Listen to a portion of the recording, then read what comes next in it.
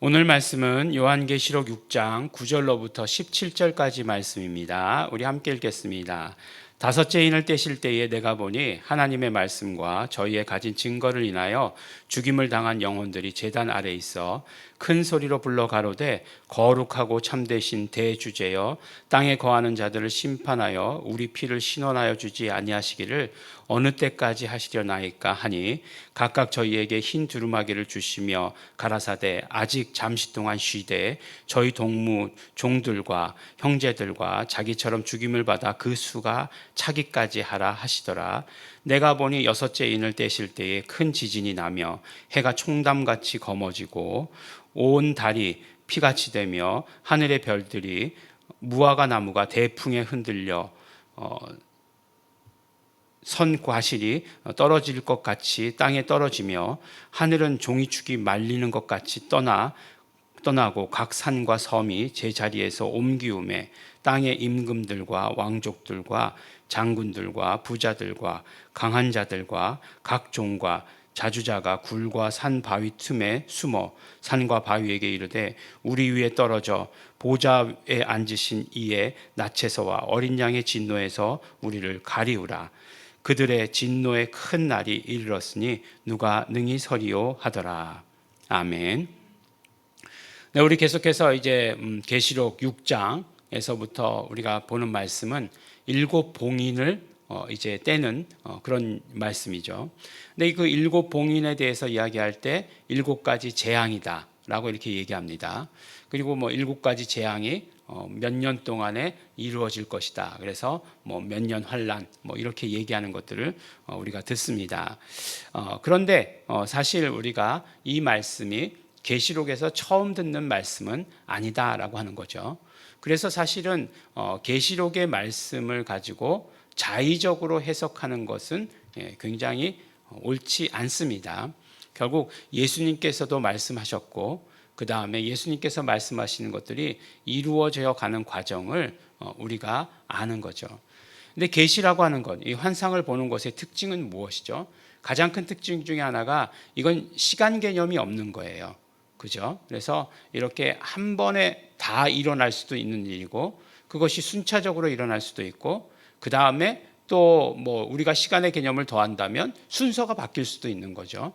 그렇지만 이것들을 이렇게 보게 되는 거죠. 그래서 뭐 요일 다음에 요일이고 요일 다음에 요일이 일어나고 그런 것은 꼭 아닐 수도 있다. 그런 것들을 우리가 항상 염두에 두어야 하는 것입니다. 이제 다섯째 인을 뗀다라고 얘기할 때에 보니까 그 다음에 어떤 말씀이 나오죠? 하나님의 말씀과 저희의 가진 증거를 인하여 죽임을 당한 영혼들이 제단 아래에 있어 라고 이렇게 얘기합니다. 뭐 이건 누가 봐도 순교를 당한 사람들을 얘기하는 거겠죠. 순교를 당한 사람들을 표현하겠죠. 근데 이제 순교를 당한 사람들이 거룩하고 참되신 대주제여 땅에 거하는 자들을 심판하여 우리 피를 신원하여 주시지를 아니하시기를 어느 때까지 하시렵니까? 라고 이렇게 얘기하는 거죠. 이제 뭐 신원이라고 하는 원수 갚는 거죠. 그래서 이제 뭐 순교가 있으면 순교를 하게끔 한 사람들이 있을 거 아니에요. 죽인 사람들이 있을 거 아니에요.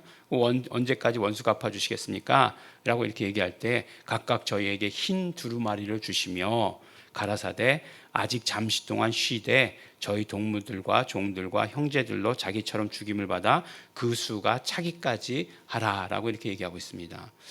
그러니까 이 말씀은 어떤 말씀처럼 들리죠? 지금 이제 우리가 죽으면 바로 천국에 가는 것이 아니죠. 어디에 가죠? 낙원에 네가 나와 함께 낙원에 가 있으리라 이렇게 말씀하지 않습니까? 그러니까 낙원이라고 하는 곳에 가 있는데 결국은 예수님 다시 오시면 이제 그 나라 아버지 집에 가게 되는 것인데 그러면 그게 언제까지입니까? 그걸 우리가 언제까지 기다려야 됩니까? 라고 이렇게 얘기할 때에 흰 옷을 입혀주셨다는 거죠. 흰 두루마기를 주시며 이렇게 얘기하죠. 근데 이 말씀을 이렇게 들으면서 어떤 생각이죠? 흰 봉투를 주시며 뭐 이렇게 위로하셨다. 뭐 이렇게 마음을 그냥 표현하는 거죠. 예. 근데 그 두루마리라고 하는 것은 결국 흰 두루마기라고 하는 것은 흰 세마포 뭐 그런 것을 말하는 거잖아요. 결국 그런 것은 성도들의 거룩의 상징이죠. 이 거룩한 그 상징. 그 다음에 예수의 피로 깨끗함을 받은 상징. 그 다음에 이제 옳은 행실이라고 이렇게 얘기했는데 세마포가 옳은 행실 가운데 가장 큰 옳은 행실이 무엇이겠습니까? 그렇죠. 복음을 증거하다가 순교한 것이죠. 근데 보니까 그 수가 차기까지 하라. 이런 말씀을 들으면서 여러분 어떤 생각하셨습니까? 그럼 어느 때가 있겠구나 라는 생각을 하셨습니까? 이게 저는 어떤 생각이 들었냐면 더 많은 순교의 피가 아직도 필요한가 보다 라고 하는 그런 생각을 하게 되었어요. 지금은 이제 순교하려고 하면 예전에 무슨 어떤 교회죠. 어떤 교회가 아프가니스탄에 가가지고 이렇게 피랍된 적이 있었죠. 그때 이제 뭐 그 나라 사람들을 우리나라 사람들을 이렇게 데리고 오는데 뭐 난리가 났어요. 뭐 왜 가지 말라는데 가느냐 뭐 이런 식으로 난리가 났습니다. 그런데 사실 우리나라에 복음이 전해진 것을 생각해 보면 우리나라에 복음이 전해질 때에도 우리나라가 그렇게 녹록한 나라가 아니었다는 거예요. 우리나라도 아프가니스탄만큼 그렇게 악랄한 나라였다는 것입니다. 오면 죽는 나라였다는 거예요. 그럼에도 불구하고 선교사들이 왔습니다. 물론 이제 개신교 선교사들보다 먼저 천주교 선교사들이 왔지만 그들이 와서 많은 피를 흘렸어요. 많이 죽었습니다. 무슨 박해, 병인 박해, 이런 박해 같은 것들이 수없이 많았어요. 그러니까 많이 죽었어요. 그럼에도 불구하고 그들의 흘린 피로 인하여서 이제 이제 교회가 세워지게 된 거죠. 제가 들은 얘기로는 이제 명동 성당이 있던 그곳에 많은 순교자들이 죽었다는 거죠. 그래서 그 피가 그곳에 스며들었다. 땅에 스며들었다. 그 벽돌을 가지고 교회를 세웠다. 라고 이렇게 아주 드라마틱하잖아요. 그 순교자의 피가 흐르는 교회다. 라고 이렇게 이야기를 합니다. 어쨌든지 간에요. 뭐 그런 면에서 보면은 지금 우리 교회는 굉장히 가볍다는 느낌이 없지 않아 들지만 그러나 꼭 지금에 와서도 마찬가지죠. 그 수가 차기까지 기다리시는 것일 수도 있으시다라고 하는 것을 우리가 보게 되는 것입니다.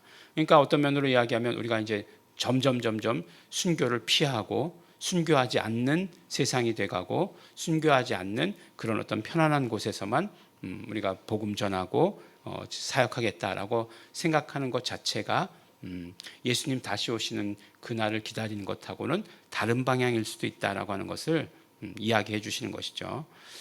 그 다음에 이제 여섯째 인을 뗄 때 보니까 이제 여섯 번째가 됐어요. 근데 이제 여섯 번째하고 일곱 번째하고는 굉장히 길어요. 그래서 이제 여섯 번째가 됐는데 큰 지진이 나며 해가 총담같이 검어지고 이렇게 얘기하고 있어요. 하늘의 별들이 무화과 나무가 대풍에 흔들려 과실이 떨어지는 것처럼 그렇게 별들이 떨어진다는 거죠. 태풍에 우리나라는 이제 지금이 이제 9월 달이니까 항상 우리나라에 태풍이 오는 것은 9월, 10월이잖아요. 뭐 11월까지는 잘 안 오는 것 같아요. 9월, 10월. 그럼 이때가 언제입니까? 항상 우리나라 그 모든 과실들, 배, 사과 이런 것들이 잘 열매를 맺어서 이제 수확을 기다리고 있는 때인데 꼭 태풍이 불어가지고 낙과하게 만드는 그런 것들을 우리가 보지 않습니까? 근데 이런 낙과 정도가 아니라 별들이 그렇게 우수수 떨어지게 된다라고 이렇게 말씀하고 있고, 또 하늘은 종이축이 말리는 것 같이 떠나가고 각 산과 섬이 제자리에서 옮기운다라고 이렇게 얘기하고 있습니다. 이게 사실은 무슨 말인지 상상이 안 됐었는데 요새는 상상이 되더라고요. 예전에 일본에서 한번 큰 쓰나미가 왔었죠. 큰 쓰나미가 와가지고 한번 굉장히 완전히 흔들렸던 때가 있죠. 근데 그 흔들림으로 인해서 우리나라 땅도 일본 쪽으로 몇 센치인가가 더 밀려갔다라고 이렇게 얘기하더라고요. 그 지형의 어떤 그런 그 지도를 다시 그려야 된다라고 이렇게 얘기하더라고요. 땅이 솟아오르고 예전엔 바다였던 것이 바다가 아닌 게 되고 이렇게 됐기 때문에 그러니까 지금은 오히려 그런 것들을 우리가 눈으로 볼 수 있게 되는 거죠. 근데 이런 일이 일어나는구나라고 하는 것을 알게 되는 거죠. 근데 사실 산과 섬이 제자리에서 옮겨오는 게 이렇게 큰 게 왔는데 요만큼 움직였는데 그러면 이게 움직이려면 얼마나 더 큰 게 올 거야 라고 하는 것도 우리가 또 짐작할 수 있게 되는 것이죠. 이런 것들이 오게 될 것이다 라고 이렇게 얘기하는 것이에요. 그래서 이런 것들이 뭐라고 얘기했냐면 바로 진노의 큰 날이다 라고 이렇게 얘기하고 있죠. 맨 마지막 절에 보니까 진노의 큰 날이 이르렀으니 누가 능히 서리요 피할 자가 없다 라고 이렇게 말씀하시는 것이죠. 근데 이 말씀 여러분 처음 듣습니까? 예, 그렇지 않아요. 이 말씀 정말 그 달이 피같이 되고 이런 이야기를 우리가 들어본 적이 있는데 누구의 설교 때 이런 말을 들어봤죠? 베드로의 설교 때 들어봤죠. 베드로의 설교 때 이렇게 들어봤고 그 다음에 베드로는 요엘 선지자의 말씀을 인용한 것인데 결국 마지막 날에 이렇게 될 것이다 라고 이렇게 얘기하잖아요. 그런데 그 마지막에 하신 말씀은 뭐예요? 주의 이름을 부르는 자는 구원을 얻으리라.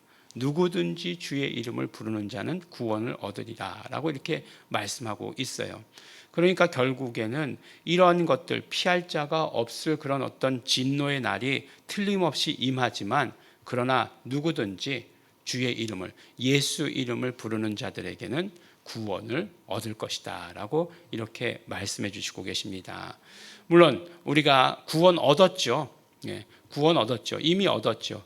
근데 이미 얻었는데 이제 신학적 용어로 굉장히 어려운 말 쓰죠. Already, not yet. 이미 얻었으나 그러나 아직은 이라고 하는 그런 매우 애매한 말을 쓰는데 왜 이렇게 애매한 말을 쓸 수밖에 없느냐? 바로 그렇죠. 우리가 구원 얻었죠. 예수 그리스도의 초림으로 말미암아 구원 얻었는데 not yet이라고 하는 것은 무슨 말이에요? 예수 그리스도의 재림 때에 완성되는 구원을 말하는 거예요.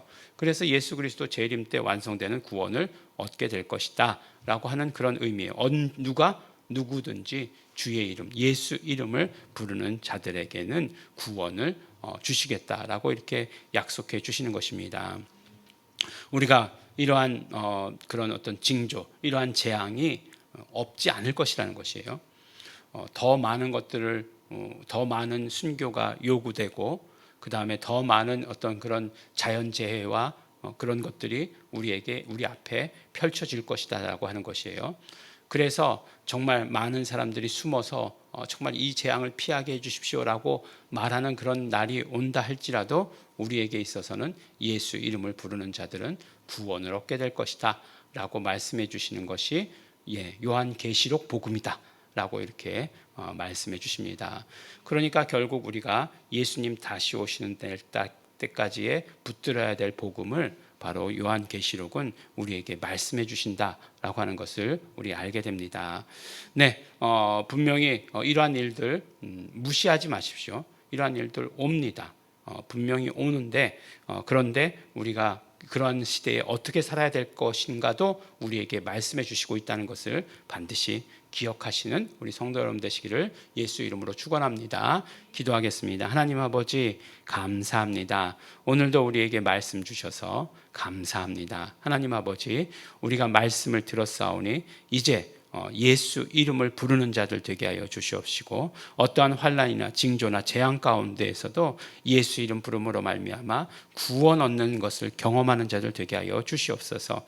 우리에게 요구하고 계시는 일들도 있는 것을 보았습니다. 예수님 다시 오실 때까지 우리가 무엇을 어떻게 하며 살아야 되는지 들었습니다. 하나님 아버지 더욱더 열심 있게 하여 주시옵시고 하나님의 모든 좋은 것들 상급을 받아가는 자들 될 수 있도록 축복하여 주시옵소서. 감사드립니다. 예수님 이름으로 기도드렸습니다. 아멘. 그러므로 우리 이 시간에 기도하실 때 성령님 인도하여 주시옵소서.